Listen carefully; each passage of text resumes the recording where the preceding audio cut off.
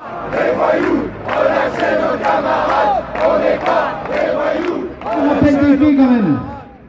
Tout d'abord, il y a un an, un jour près, nous apprenions qu'en France, quand on milite et qu'on lutte pour sauvegarder son emploi, on peut faire 24 mois de prison, dont 9 mois ferme.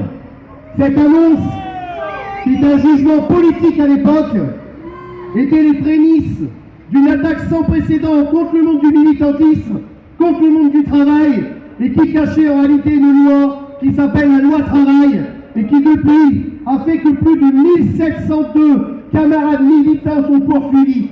Parce que derrière les mythes de Google, nous ne devons pas oublier que chaque jour dans notre pays, des militants sont menacés de rétrogradation dans leur travail, menacés de sanctions disciplinaires, menacés de sanctions juridiques, et certains se sont même retrouvés en prison. Ici même à Amiens, de jeunes militants, dans le cadre d'une manifestation de loi travail qui a brûlé quelques pneus sous le parvis de la gare, ont été en comparution immédiate et mis sous écrou les jours même. On a détruit l'avenir de ces jeunes parce qu'ils voulaient se battre pour un avenir meilleur pour eux, mais aussi pour nous toutes et tous. À travers notre condamnation, c'est la condamnation de tout un pays, de toute une culture syndicale, de toute une culture de la lutte de tous ensemble. Cette condamnation honteuse pour des militants qui, je le rappelle, ont fait pendant 7 ans l'unité de tous ensemble avec les salariés, ont ridiculisé la plus grosse multinationale du pneu qui s'appelle Goodyear et qui malheureusement a obtenu le feu vert sous un gouvernement soi-disant de gauche de pouvoir fermer enfin cette usine le 14 janvier 2014. Et oui, parce que dans quelques jours, ça fera 3 ans que nous avons perdu notre outil de travail. Ça fera 3 ans qu'on est des chômeurs, des privés d'emploi, sans revenu pour certains d'entre nous, puisque nous sommes en carence pour l'emploi. Et parce qu'on est en plus chômeurs, on voudrait nous mettre en prison? Eh ben non, c'est inacceptable. Pas un seul militant ne doit aller en prison. Parce qu'il ne peut pas y avoir la justice de Christine Lagarde et la justice des autres. Cette justice qui vient dire que Madame Lagarde a bel et bien détourné des centaines de millions d'euros, mais comme elle occupe une place à responsabilité, elle ne peut pas être condamnée.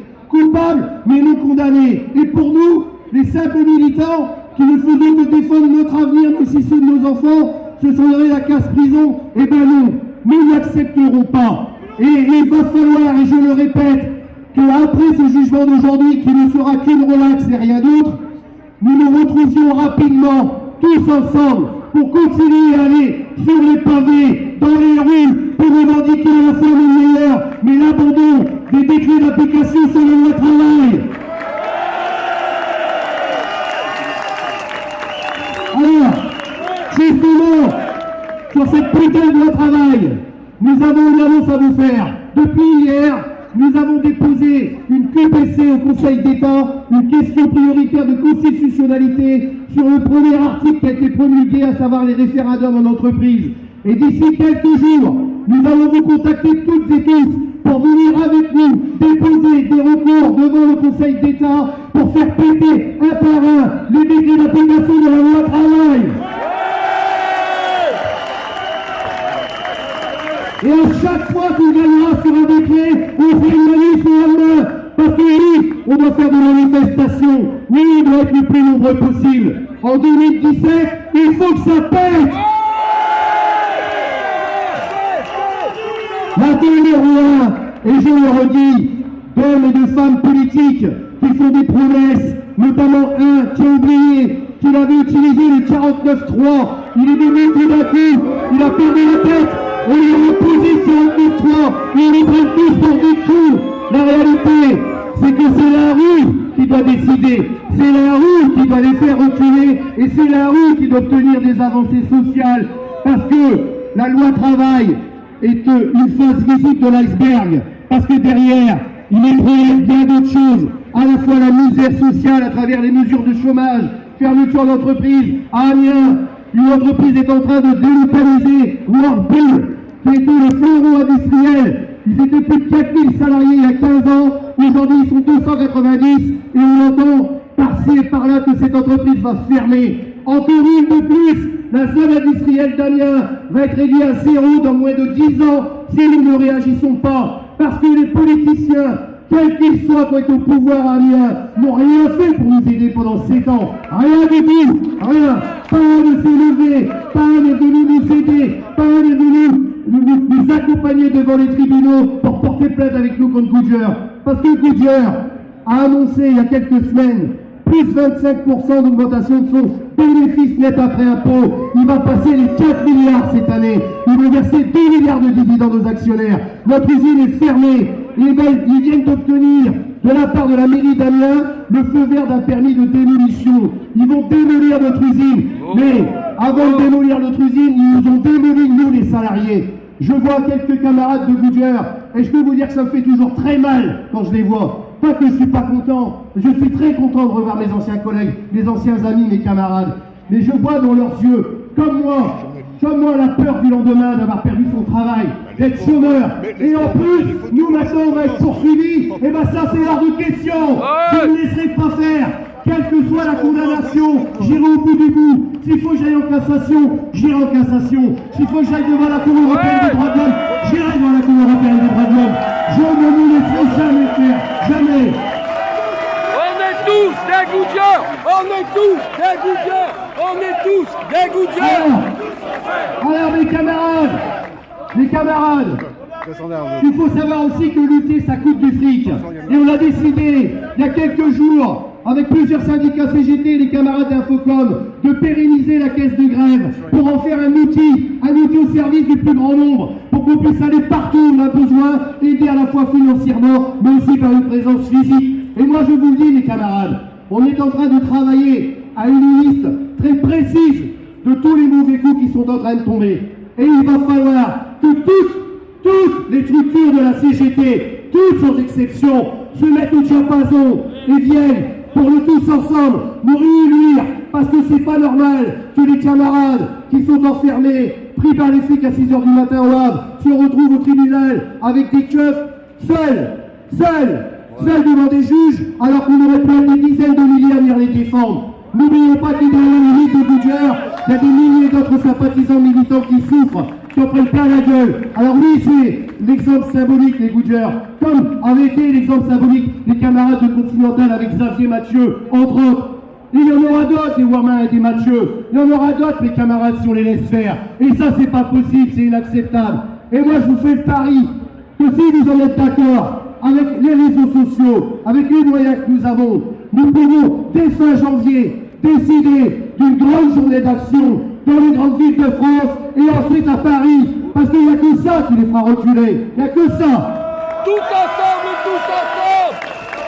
nous sommes tous des Goodyear. Nous sommes tous des Il va falloir mettre sous pression ces candidats qui tous les jours viennent nous raconter qu'ils ont changé, qu'ils vont enfin faire une politique au service du plus grand nombre. La réalité, on l'a bien vu avec Hollande. Le jour même il est élu, il fait la politique du contraire. Jamais un gouvernement n'a tapé aussi dur sur les militants, et notamment les militants de la CGT, mais aussi d'autres camarades comme chez Sud par exemple.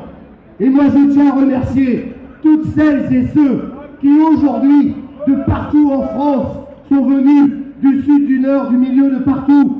Je tiens aussi à remercier, apparemment on a le pape ici présent, mais je tiens à remercier toutes celles et ceux qui ont fait le déplacement, y compris les camarades belges, qui aussi peuvent témoigner de ce qui leur arrive avec la fermeture de Caterpillar, avec des suppressions d'emplois partout dans les banques, avec une possibilité d'aller encore plus loin pour le monde du patronat. Mais notre condamnation, la condamnation des camarades au quotidien, la loi travail, tout ça n'est rendu possible parce qu'on ne va pas jusqu'au bout de nos engagements, de nos convictions. Parce qu'il faut que maintenant on décide et qu'on y aille et qu'on lâche pas. Et que après le 15 septembre, on aurait dû avoir le 30 septembre. Et après le 30 septembre, on aurait dû avoir le mois d'octobre. Et que les fêtes de Noël, on aurait dû être dans la rue. Tout ça n'aurait jamais dû s'arrêter. Alors on va à la fois attaquer les décrets d'application de la loi travail. On va vous demander de venir nous accompagner le plus largement possible sur les attaques que l'on va faire devant le Conseil d'État. Mais ensuite, il va falloir qu'on réunisse les conditions nécessaires pour qu'enfin, on obtienne la victoire du plus grand nombre. Parce que, je vous garantis, que si on se bat chacun de notre côté, et que l'on attend que chacun essaie de s'en sortir du mieux qu'il peut, ils vont faire un carnage. Un carnage. C'est pas par hasard que ceux qui sont au pouvoir demandent plus de place dans les prisons françaises. C'est pas certainement pour mettre des Christine Lagarde et toute sa famille. C'est certainement pour mettre des militants, des syndicalistes, des sympathisants, de tous bords, de tous ceux qui relèvent la tête. Alors oui, j'irai chercher avec mes C30 camarades à 13h30 le rendu de jugement. J'espère que les juges vont faire un travail de juge et non pas de politicien. J'espère que la patte politique va disparaître de ce jugement et qu'enfin, pour les 8 de Goodyear, cette relaxe nous permette de tourner cette page douloureuse, même si nous reviendrons à Amiens devant le Conseil des prud'hommes pour demander l'annulation de nos licenciements, comme ont pu l'obtenir les camarades de Clairoy Continental. Malheureusement, on gagne, mais on perd. On gagne des indemnités, mais on a perdu sa vie, parce qu'on a perdu son boulot. Et pour certains, ce qui s'est passé, ces dégâts sont irréversibles. Et jamais, jamais, quelques sommes d'argent ne remplacera ce que nous avons perdu. Ça, c'est une certitude. Alors oui, j'ai la haine. Oui, je suis en colère. Mais je suis en colère surtout après nous. Parce que si depuis le début, on s'était serré la main, je ne serais pas dans un kiosque armien pour me défendre, pour essayer d'être libéré et de ne pas aller en tôle. C'est ça la réalité. Alors, faites passer le message partout, bordel de merde. Tous ensemble, à partir du mois de janvier, février, mars, on va dans la rue. Et ceux qui ne sont pas contents, on leur dit fermez votre grande gueule. Parce que c'est nous qui décidons, c'est pas nous. On est des millions, on peut faire changer les choses. Tous ensemble, ça va, paix, Alors, tous à ce jour, à ce moment précis, je n'ai aucune information sur la teneur du jugement. Aucune. Mais il est bien évident que, avec tous les éléments que nous avons développés pendant près de 10 heures dans ce tribunal, on a quand même bien compris qu'il n'y avait rien contre nous. Rien. Si ce n'est que, ils ont bien compris que la CGT Goodyear, les Goodyear, sont devenus, j'aime pas le mot, mais quand même un symbole de la répression syndicale et de la lutte des classes. Parce que cette lutte des classes qui nous fait défaut, si chez Goodyear on ne l'avait pas mis en place, on n'aurait pas tenu 7 ans, mes camarades. Ce qui a fait qu'on a tenu 7 ans avec tout un tas de difficultés, c'est qu'on était unis comme les 5 doigts de la main. Jamais de défaillance de l'un ou de l'autre. Des moments très difficiles, mais aussi des moments exceptionnels de vie commune, d'amitié, de partage. Et bien tout ça, nous l'ont enlevé quand ils ont fermé notre usine. Et cette usine qui est fermée va être démolie. C'est une partie de notre vie qui est anéantie. Et bien l'autre partie de ma vie, moi, je vais passer à me battre, à continuer à relever la tête, même si je prends des mauvais coups, que c'est compliqué, que parfois il faut aller voir des psys parce qu'on n'en peut plus, on est au bout du rouleau. Parce que ça aussi, c'est notre quotidien. On n'est pas en ferraille, on n'est pas en bois. Mais par contre, il y a une chose, on est des militants, on a ça dans les tripes. Cette fierté que moi j'ai de me lever tous les matins et de me battre, jamais la connaîtront. C'est des pourris, des vendus, ils détruisent notre pays. C'est eux qui devraient être en tôle. C'est eux qu'il faut qu'on envoie en prison. Lagarde en premier, Christine Lagarde dans la même cellule que moi. Je lui apprendrai ce que c'est que le code du travail et le militantisme. Au moins, ça sortira moins tout vérité quand elle est rentrée. Voilà.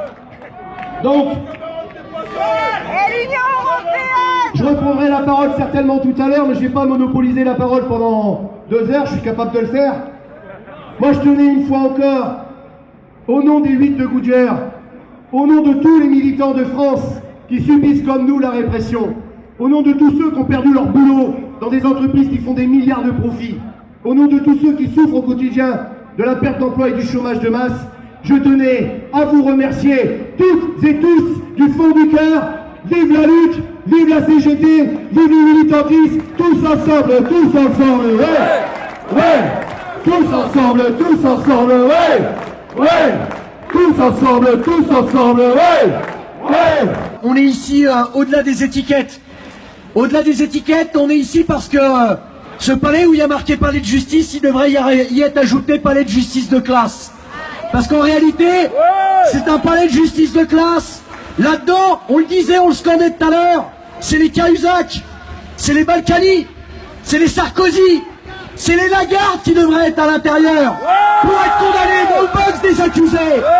Et quand ils y vont pour être relaxés. Aujourd'hui, on est ici au-delà des étiquettes syndicales par rapport à un combat qui est commun, qui est celui de notre corps social, celui des travailleuses, celui de dire à un moment donné, C'est nous qui créons les richesses. C'est nous qui faisons tourner cette société. Sans nous, ils sont rien. Sans nous, ils n'extorquent pas de profit. Mais ceux-là même qui aujourd'hui pensent qu'ils ont gagné la bataille, pensent qu'ils ont gagné la bagarre, ceux-là même qui aujourd'hui, en fait, gouvernement après gouvernement, essayent en fait simplement de voir à qui sera le plus réactionnaire, à qui sera le plus raciste, à qui sera le plus répressif. Il faut leur répondre par la réponse qui est celle de justement notre justice de classe, celle de notre camp, celle de 36, celle de 68, celle de la grève de masse, la grève générale, de tous les secteurs. C'est cette arme-là qui est l'arme des travailleurs. Alors effectivement, cette arme-là, elle ne rentre pas dans une urne, elle ne s'écrit pas sur un bulletin, elle se mène dans des pavés, elle se mène dans les entreprises, elle se mène par la sueur de perdre des journées de salaire et de travail. Mais aujourd'hui, à côté des camarades de Goodyear, de Michael, et on le remercie, parce que c'est quand même un comble, que ce soit justement sur la base de la répression, aujourd'hui le 11, mais déjà le 19 et le 20 octobre, grâce aux camarades de Goodyear, grâce aux camarades de la CGT Infocom, d'un moment de dire, mais est-ce qu'on va courir les uns derrière les autres après notre grève sectorielle partielle? Est-ce qu'on va les uns et les autres courir derrière nos procès? J'en ai un moi-même le 24 janvier prochain. La Poste, après avoir perdu devant l'inspection du travail pour une affaire de pseudo-séquestration, devant le ministre du Travail, devant le tribunal administratif, fait appel à ces 3 décisions sur une affaire qui a plus de 7 ans. Donc on voit bien qu'ils ont de la suite dans les idées. Est-ce qu'on va attendre tous ces petits procès, ces grands procès, chacun laissé à son rapport de force individuel, ou essayer de centraliser les bagarres, de centraliser les cas de répression? Heureusement que les collègues et les camarades de Goodyear font en sorte de justement centraliser ces cas de répression. Mais il faut aussi que l'on centralise, et je vais terminer avec ça, les bagarres, toutes les luttes, toutes les grèves qui existent. Il y a plein de grèves que l'on ne met pas en lumière. Des collègues et des pompiers qui bagarrent pour leur salaire ou pour leurs conditions de travail. Des postiers, des postières comme ceux par exemple de Clamart dans le 92, que personne ne connaît au-delà du département, qui sont en grève depuis 50 jours contre des suppressions d'emplois. Ou d'autres collègues qui se bagarrent à la santé dans les hôpitaux. Toutes ces bagarres et ces luttes partielles, il faut leur donner une visibilité, il faut leur donner une unité, il faut leur donner une expression. Et c'est justement grand temps, et c'est pour ça que c'est pas une insulte pour moi de se tromper sur les étiquettes. Ce qui est important avant tout, c'est les bagarres que l'on mène. Il faut que toutes les équipes syndicales, CGT, Sud, ou quelles que soient d'autres organisations syndicales, se mettent autour d'une table. Toutes celles qui mènent les bagarres, comme ceux des ZEP aujourd'hui, les preuves tout à l'heure, où on en entend plus parler dans les médias bourgeois que dans la presse syndicale, c'est quand même un comble, alors qu'il y a une grève qui est menée en grève reconductive dans tout un secteur, dans plusieurs villes du pays. Eh bien, il est temps que l'ensemble des équipes syndicales qui sont combatives, quelles que leur soient leurs étiquettes, quel que ce soit leur combat, mais qui ont un combat commun, qui est celui de la justice, de notre classe, de notre camp social, qui ont envie pour une fois pour tous d'arrêter de subir et d'enfin décider, pas simplement de produire, mais de décider ce qu'elle produit et pour qui et comment. C'est ça le but, et c'était ça les buts des mobilisations contre la loi travail. On n'en veut plus de leur monde, mais on veut pas juste le dire, on veut le mettre en pratique en se battant par l'âme qui est celle des travailleuses, c'est-à-dire la grève générale. Ouais! Et on va être là le plus souvent possible, aux côtés de tous les camarades qui se retrouvent devant un tribunal, non pas pour une violence, non pas pour une dégradation, mais parce que nous subissons aujourd'hui des poursuites politiques. Et contre ces poursuites politiques-là, effectivement, on a besoin d'être les uns avec les autres, de se retrouver. Alors, on le voit, pour nous, les intermittents, on a déjà 2 procès en vue dans les prochains temps. Suite à l'occupation qu'on a faite du MEDEF à Paris, on nous a accusés, moi on m'a accusé d'avoir mis un coup au directeur de la sécurité du MEDEF. Tout le monde sait que c'est faux.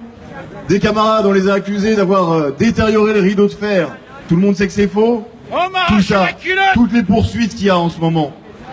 Et ça recouvre les 1702, je crois, on a recensé 1702 poursuites contre des militants du mouvement social de 2016. Tout ça, on est bien d'accord. C'est pas le fond qu'on nous reproche, enfin, c'est pas les faits qu'on nous reproche.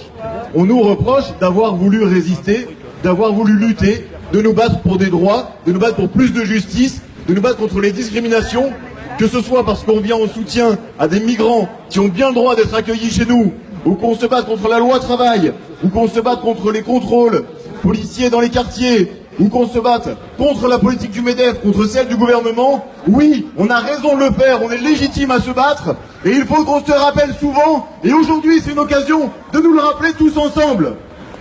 Alors oui, on va continuer à se mobiliser, et comme on le disait tout à l'heure, peut-être qu'à force de nous battre, ici pour la défense d'un camarade, ici pour la défense de plusieurs camarades, eh bien peut-être que cette énergie va faire en sorte que de nos combats défensifs qu'on doit mener en ce moment, on va peut-être enfin arriver à un combat offensif où tous ceux qui devons nous battre isolément, eh bien on va se retrouver et pour gagner des choses cette fois. Oui, un moment dans les quartiers populaires, oui, un moment dans les usines, oui, un moment dans les universités, dans les pôles emploi, dans les ZEP, puisqu'il y a tous les camarades qui se battent en ce moment pour l'éducation nationale, pour que dans tous les quartiers, nos gamins aient droit à une école de qualité. Eh bien, le moment où ensemble, on va se retrouver et on va se battre pour gagner des choses, eh bien, il vient peut-être de jours comme aujourd'hui, de jours où on vient se défendre les uns les autres, on vient se tenir chaud et chercher les résultats de nos procès. Eh bien, ce moment-là, de ces moments-là, espérons que naisse aussi l'énergie qui va nous porter enfin sur des combats positifs, où on va gagner plus de droits, où on va aller gagner la justice sociale, où on va aller gagner enfin ce changement de société, parce que c'est toute cette société qui est pourrie, et la justice de classe qu'on subit en ce moment, c'est un élément de toute une société qui harcèle la population, les populations les plus fragiles, et donc tous ensemble, eh bien on va gagner des choses. Alors à bientôt, merci. Même si c'est douloureux de se retrouver dans les tribunaux comme ça, d'être poursuivi, en fait moi j'y ai quand même trouvé une certaine fierté, parce qu'au bout du compte ça veut dire que quand même on est quand même du bon côté du manche et qu'on est du bon côté de la lutte, et que il n'y a pas de gros dur, il n'y a pas de grande gueule plus que d'autres, il n'y a pas de gens qui ont plus de tripes dans ces gens qui prennent la parole. Il y a surtout des gens comme vous qui viennent les soutenir, et c'est grâce à vous que ces gens tiennent. C'est grâce à la solidarité. Je vais juste faire un petit bilan des licenciements chez Continental. Continental a décidé dernièrement d'abandonner tout appel sur les procédures, c'est-à-dire qu'ils ont été condamnés définitivement à une fermeture d'usine pour des raisons économiques inexistantes, pour des reclassements inexistants. Alors, on a gagné, on n'a pas gagné. Et je voudrais juste dire que, quel que soit le résultat d'aujourd'hui du tribunal, et on espère tous, et on sait que la vraie et la meilleure décision, ce serait la relaxe, quelle qu'elle soit, même s'il y a la relaxe, la véritable justice, ce serait de se battre pour qu'il y ait des lois un jour, quand une entreprise est condamnée pour raison économique inexistante, qu'elle soit condamnée avec un vrai procès, une vraie justice au bout, c'est-à-dire que les ouvriers de cette entreprise, même si les machines sont partis à l'étranger, ben que les ouvriers de ces entreprises continuent à être payés jusqu'à leur retraite. Ouais, merci, bonjour à tous. Effectivement, moi je vais parler plutôt de ceux qu'on punit jamais, parce qu'il y a ceux qu'on criminalise quand ils résistent pour défendre leurs emplois, mais il y a ceux qu'on punit jamais. Parmi ceux-là, il y a le patron de Goodyear, c'est sûr. Un crime social, 1000 familles à la rue, jamais puni. Parmi ceux-là, il y a quelqu'un comme François Fillon, 2 millions d'euros par an détournés pendant toutes les années où il était Premier ministre pour prendre l'avion aux frais de l'État pour des raisons personnelles. Parmi ceux-là encore, il y a Christine Lagarde, 400 millions d'euros détournés pour enrichir Bernard Tapie. Et parmi ceux et celles-là, il y a encore effectivement les flics, et je m'inscris dans la continuité de l'intervention précédente. Combien de jeunes ont été criminalisés pendant le mouvement de la loi travail? Et combien meurent chaque mois dans les quartiers populaires, dans les mains de la police, et ils sont impunis? Effectivement, c'est l'histoire de la famille Traoré. Adama Traoré, le 19 juillet, il est mort d'un plaquage ventral. Cette méthode qui est interdite dans les pays voisins de la France, parce qu'elle consiste à étouffer les gens qu'on interpelle. Il y a encore un jeune qui est mort au Auxerre il y a 4 jours, samedi, d'un plaquage ventral. Encore un jeune. Tous ces jeunes qui subissent le racisme, les contrôles aux faciès et qui terminent à mourir, il y en a 15 par an.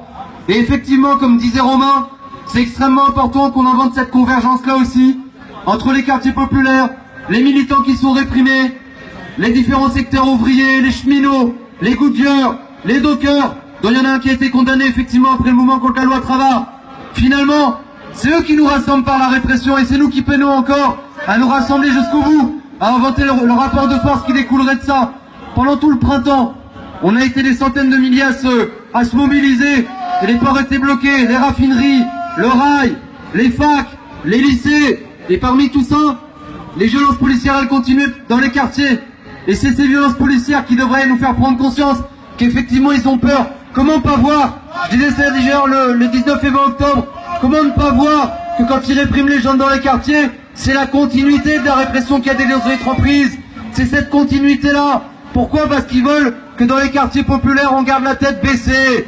C'est ça. Parce que s'il y a la tête baissée dans les entreprises, la tête baissée dans les quartiers populaires, la tête baissée sur les facs, sur les lycées, c'est comme ça qu'ils arrivent à maintenir leur ordre. Et pourtant leur ordre y croit. Maintenant on voit le prochain gouvernement, ça sera quoi? Fillon, Macron, j'en passais des meilleurs. Donc on a besoin de se rassembler comme on fait aujourd'hui. Le 19-20 octobre, il y avait la famille Traoré, il y avait un Malben Tutsi d'urgence de police assassine qui parlait aussi. Et il s'agit de maintenir ces liens-là, parce que c'est avec ces liens-là qu'on invente, qu'on fait front à la hauteur du rapport de force qu'ils cherchent à poser. Leur régime il est pourri, il y a toutes les personnalités et les élucubrations pour les présidentielles. Ce qu'on a besoin pour les présidentielles en réalité de se rassembler pour construire le rapport de force qui viendra après. Dès l'été, ils veulent gouverner par ordonnance pour faire passer leur pourriture. Notre ordonnance à nous, c'est de se rassembler, garder la tête haute et de préparer l'après. Donc voilà, je voulais porter la parole effectivement des victimes de violences policières, faire le lien avec les victimes de la répression dans le monde du travail, et ça continue, et on garde ces liens-là, et on s'apprête à préparer la suite. On n'est pas des voyous. Relaxez nos camarades. On n'est pas des voyous. Relaxez nos camarades. On n'est pas des voyous. Relaxez nos camarades. On n'est pas des voyous. On passe beaucoup de temps devant les tribunaux en ce moment. Là, en début de semaine, j'étais à Dax devant un tribunal parce que des militants faucheurs de chaises contre la fraude fiscale étaient aussi mis en examen et étaient menacés de sanctions. Là, il a été relaxé. Aujourd'hui, c'est une autre affaire de répression contre le mouvement social. Et bon, ce sont les salariés de Goodyear qui ont lutté des années contre la fermeture de leur usine. Et il se trouve que vers la fin, ça s'est mal passé. En tout cas, il y a eu séquestration, c'est ce qu'ils leur est reproché.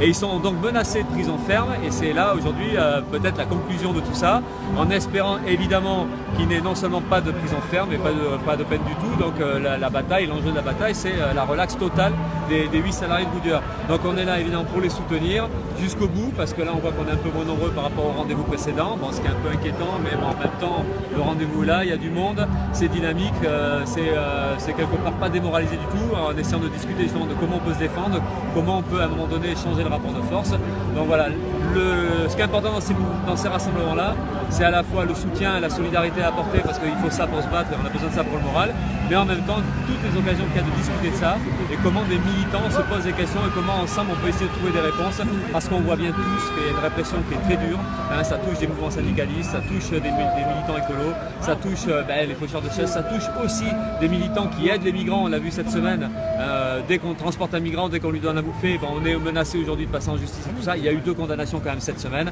Donc voilà, on voit que tout le mouvement social est visé et qu'il y a une répression qui se généralise, et on sait que derrière tout ça, ça signifie tout simplement une volonté consciente de museler, de faire taire la population, d'empêcher à ce que les gens puissent contester les injustices sociales, contester le racisme, contester les licenciements, des richesses indécentes et tout ça. Donc il y a intérêt à ce qu'on discute de ça et d'arriver à faire converger les résistances, de se dire oui, on a intérêt à se battre ensemble, on a intérêt à créer un rapport de force, et donc ça pose le problème de lien, de réseau, de coordination. Et donc voilà, donc ces mouvements-là, ces rendez-vous-là, ils sont importants pour tout ça. Relaxez nos camarades. On n'est pas des voyous. Relaxez nos camarades. On n'est pas des voyous. Relaxez nos camarades.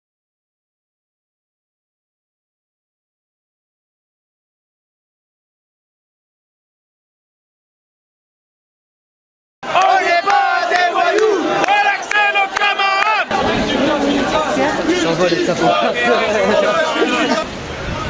Est-ce que les autres camarades veulent venir? Jean-François, Michael, Jean-Yves. Bon, comme vous pouvez le voir, on n'est pas hyper souriant, et il y a de quoi. Alors effectivement, je m'appelle pas Michael Lagarde, il s'appelle pas Reynald Lagarde, parce que le jugement qu'on vient d'avoir aujourd'hui il est certainement pas du tout celui qu'on attendait. Le juge, qui vient de nous remettre à l'instant le délibéré, on n'a pas encore forcément eu le temps de lire, le juge vient d'annoncer que pour un certain nombre d'entre nous, des peines lourdes étaient maintenues.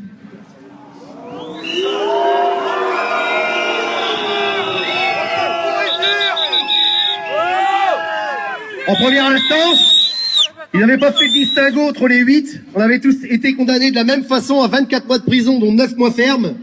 Et bien cette fois-ci, contre toute attente, et sans aucune explication qui tienne la route, on a un camarade qui est relaxé, ici présent Hassan, et pour lui, je suis très content qu'il soit relaxé, mon camarade.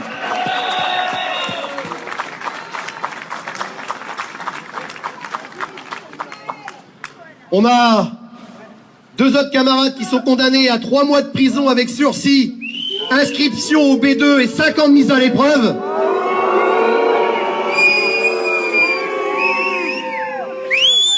Et pour tous les autres, Reynald, Michael, Jean-François, 12 mois de prison avec sursis, inscription au B2 et 5 ans de mise à l'épreuve. Voilà ce que la justice de classe vient de nous imposer aujourd'hui. Il n'y a pas de justice. Il n'y a pas de justice. Bande de salauds! Justice de classe! Fumier! Bon, on va pas se laisser abattre parce que même si c'est pas simple, quoi. On va retourner au combat, comme on l'a toujours fait maintenant depuis 10 ans. Je vous cache pas que j'en suis très fatigué de tout ça. Le moral est pas très bon. Mais c'est pas grave. Je suis pas du genre à baisser les bras. C'est jamais simple à savoir qu'on va être inscrit sur un B2 et 5 ans de mise à l'épreuve. Ça veut dire que pendant 5 ans, il va falloir qu'on ferme notre gueule. En gros, c'est ça. Bon, c'est pas grave. On est avec vous. Ça va les coups de faire appel quand même parce qu'il n'y a pas de prison ferme. Et moi je les emmerde. Non seulement je les emmerde, mais je continue à me battre. S'ils m'avaient relaxé, je me serais reposé. Et ben tant pis pour eux, ils ont gagné. On va leur foutre un bordel sans nom.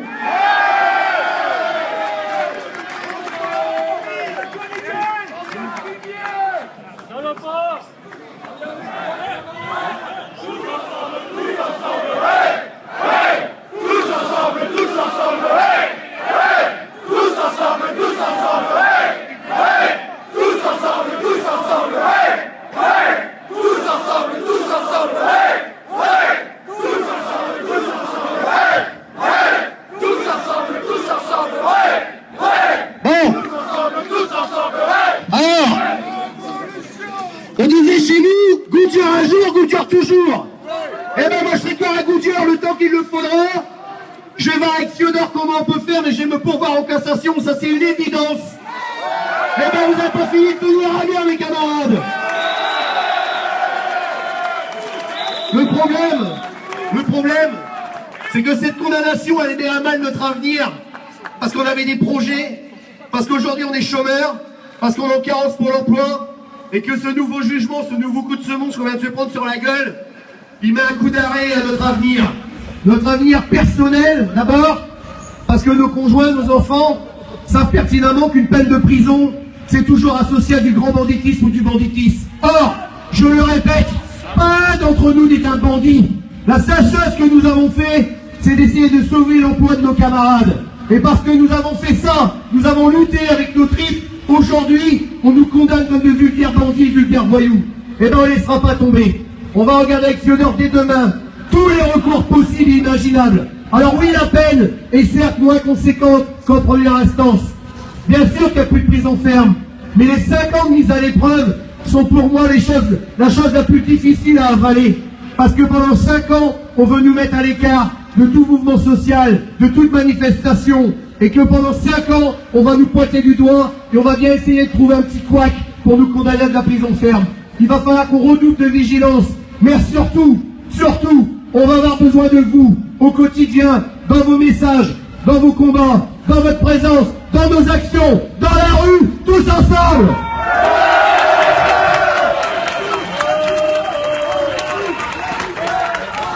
Alors je ne sais pas quels sont les recours possibles, je ne sais pas ce qu'on peut faire en cassation, mais il est bien évident, comme je disais tout à l'heure, que j'irai jusqu'au bout de ce combat avec vous, et j'irai partout où il le faudra pour aider les camarades qui, comme moi aujourd'hui, se sentent dans un pays où les droits de ceux qui luttent sont bafoués, et les droits de ceux qui nous massacrent la gueule au quotidien sont renforcés quotidiennement.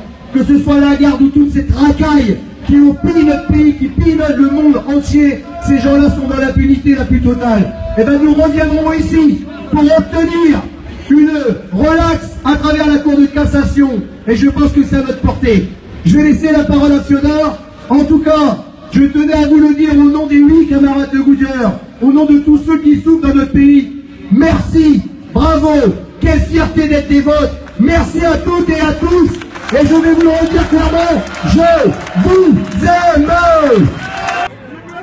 Bien, c'est une grosse partie de la Seine-Maritime qui est présente aujourd'hui. Mathias Dupuis, secrétaire de l'UL de Dieppe et moi-même de l'UL du Havre, et aussi les camarades d'Arfleur, donc c'est toute l'agglomération du Havre qui est présente aujourd'hui. On a un peu plus d'une centaine, mais c'est pas beaucoup pour nous. Nous aujourd'hui on trouve qu'on n'est pas assez nombreux du Havre à être présents, mais quand même bravo aux camarades qui ont fait le déplacement. Mais moi ce que je regrette aujourd'hui, c'est qu'on n'est pas assez nombreux.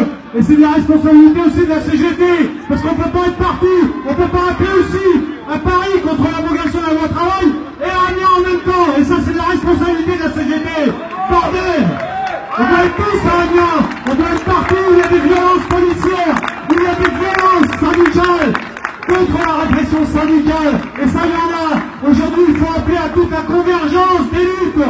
Aujourd'hui, il n'y a pas d'étudiants, il n'y a pas de jeunes ici, il n'y a pas non plus des personnes des quartiers populaires. Il faut rassembler toutes ces populations pour tous ensemble on fasse taire cette répression. Et aujourd'hui, c'est la volonté du gouvernement. La volonté du gouvernement, c'est une justice de classe. Et c'est ça qu'il faut qu'on combatte tous les jours. Et on est aux côtés de Michael et de ses camarades. Et on le sera jusqu'au bout, jusqu'à la cassation. Merci. Évidemment, je suis entièrement solidaire de Cyril Renal et tous ses camarades de Goodyear. C'est vrai que ces dernières semaines, ces derniers mois, on a été profondément attaqués dans toutes nos actions pour défendre les salariés partout en France, dans la lutte contre la loi travail. Le secrétaire du Havre a été convoqué au commissariat, le secrétaire de Dieppe a été convoqué au commissariat, des plaintes sont en cours contre nous. Bien sûr, ça n'a rien à voir avec ce que subissent les camarades qui ont défendu leur emploi. Mais tous ensemble, nous allons changer les choses. Ce n'est que le commencement. Dès demain, on va s'organiser en soutien des Goodyear. On va monter des comités, on ne les laissera pas comme ça. Et on va abroger toutes ces lois pourries qui nous ont gonflés, contre lesquelles on s'est battu. Vous êtes là, on est plusieurs centaines, mais demain on sera des milliers. Les camarades, tous ensemble, on va gagner.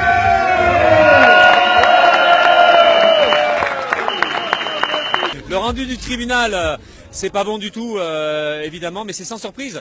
Il y a une logique de répression de l'appareil d'État. Donc c'est logiquement qu'il sanctionne 7 salariés de prison avec sursis et avec surtout 5 ans de mise à l'épreuve. Donc c'est assez lourd.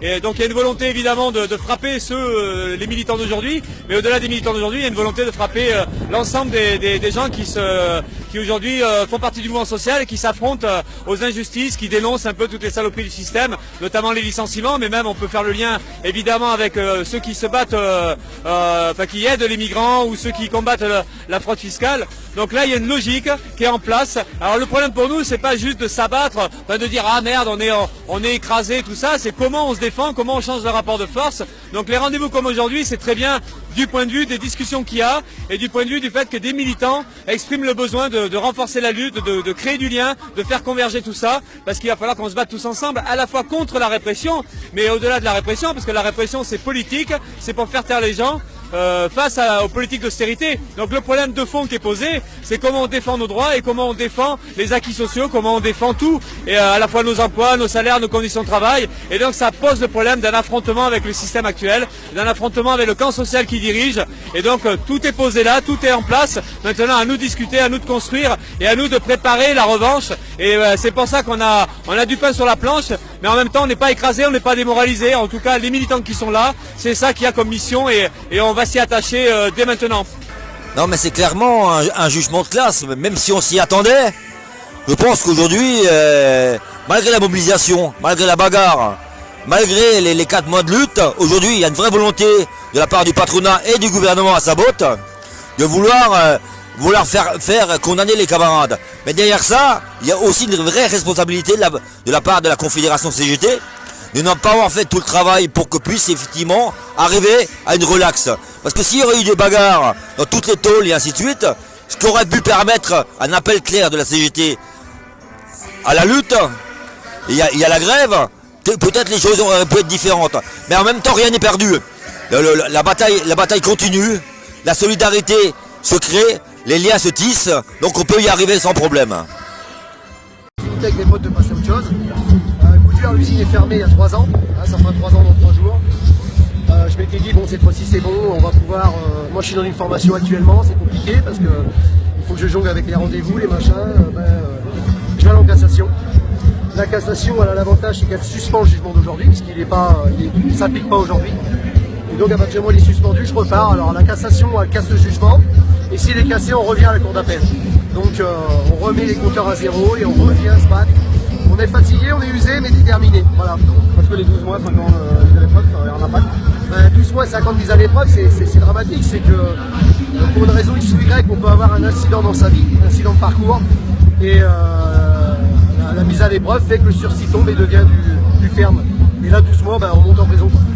Est-ce que vous avez compris relativement les uns Non, on va décortiquer ça plus tranquillement tout à l'heure, mais il n'y a rien à comprendre.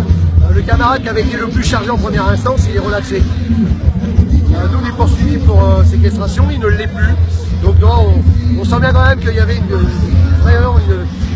sur les 5 du CGT, il y en a 4 qui sont lourdement condamnés. Donc on voit bien quand même qu'ils ont tapé fort sur nous, les militants. Et est-ce que vous croyez que la mobilisation a joué? Parce qu'en première instance, il n'y avait pas autant de monde. Non, la mobilisation, elle a joué parce qu'on divise la peine par 2, puis il n'y a plus de prison ferme. Donc c'est quand même énorme. Je pense que tout le monde peut s'apercevoir que le fait de savoir qu'on n'a pas de prison ferme, qu'on est libre et qu'on peut rentrer chez soi, c'est ce que tout le monde attend de la vie. Et par contre, si j'avais eu même que 3 mois de prison avec sursis, je serais allé en cassation. C'est une question de principe et d'honneur et de dignité. Je n'ai rien fait qui me permette de dire je vais être condamné. Si j'avais pété la gueule à quelqu'un, si j'avais volé de l'argent, si j'avais détourné des millions pour les donner à tapis et qu'on m'avait condamné, j'aurais dit je le comprends. Ce n'est pas le cas aujourd'hui. Voilà. Donc on condamne des gens parce qu'ils militent et parce qu'ils se battent. Voilà. Je pense qu'on fait peur aussi, parce qu'on arrive à rassembler autour de nous, et ça leur fout une trouille. Parce qu'ils ont vraiment peur de ce qui est en train de se créer dans notre pays. Ils ont raison d'avoir peur. Ceux qui pensent que tout est fini, que la rue ne va plus jamais se mobiliser, se trompent et lourdement. Notre condamnation, elle est symbolique, elle est lourde, c'est difficile à avaler sur le coup. Vous savez, moi je suis un phénix, je renais toujours de mes cendres, donc je suis reparti pour 3 ans on va dire. Tant pis pour eux. Passez, faisons table rase, vous l'esclave, debout, debout. Le monde va changer de base, mes sommets. Alors vous